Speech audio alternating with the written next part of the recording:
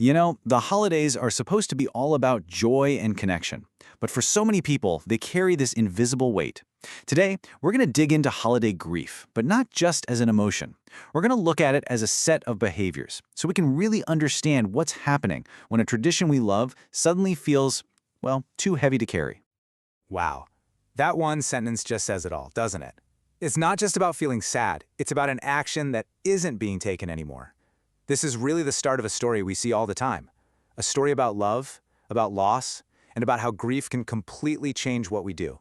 You can almost smell them, can't you? That warm, buttery, almond scent that just fills the whole house. For years, this was the signal for Miss R that the holidays were really here. It was their ritual. And her daughter, she's just trying to bring a little piece of that joy back, a really loving gesture. And just like that, the moment's gone. For the daughter, this has got to be so confusing, maybe even a little bit hurtful. I mean, why would her mom turn away from something she used to love so much? And right there, that is the disconnect we're talking about. What looks like rejection from the outside is actually a super complex behavioral response to grief. So let's decode what's really happening here. Okay, so this is our first big idea. We usually think of grief as a feeling inside, like sadness. But what behavioral science tells us is to look at what grief does. It's all about action, or in this case, a lack of action. Grief basically rewires our responses to things, and the holidays, they're like a minefield of triggers, a song on the radio, a certain smell, a decoration you pull out of a box. For someone who's grieving, these aren't just sweet memories. They're powerful cues that can bring on this overwhelming sense of loss, and that makes them want to avoid those triggers altogether. This chart, it reframes absolutely everything. What we might see as a refusal to participate, a behavioral scientist calls an escape-maintained behavior. In plain English, that just means that avoiding something painful works. It stops the pain so you keep doing it. What looks like rudeness is actually just total emotional overload. And withdrawal, it's not about pushing you away, it's a strategy to protect themselves. So if we keep that idea in our minds, how does this actually show up during, say, a family Christmas dinner? What are the real, specific signals that we should be looking for? This is such a common one. The whole family's gathered around, the old stories start flowing, and boom, your loved one just gets up and leaves the room.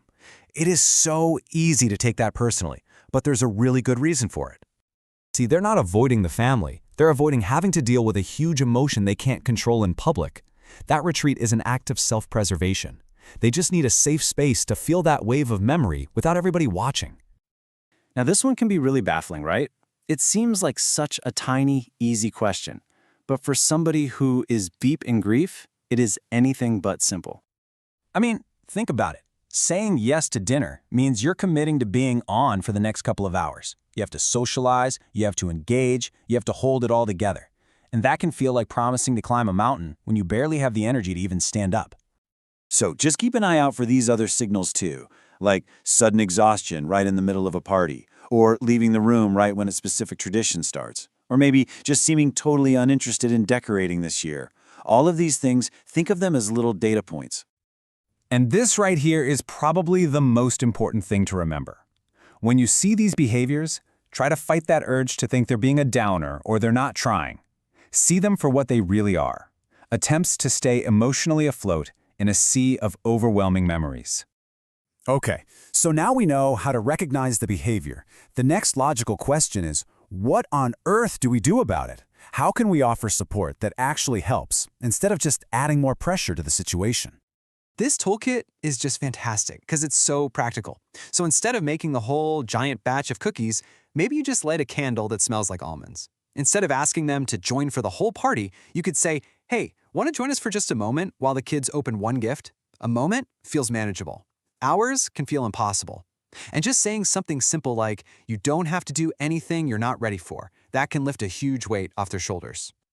So, let's bring all of this back to where we started. Back to Miss R and that bowl of cookie dough. With everything we've just talked about, her actions start to look a whole lot different, don't they?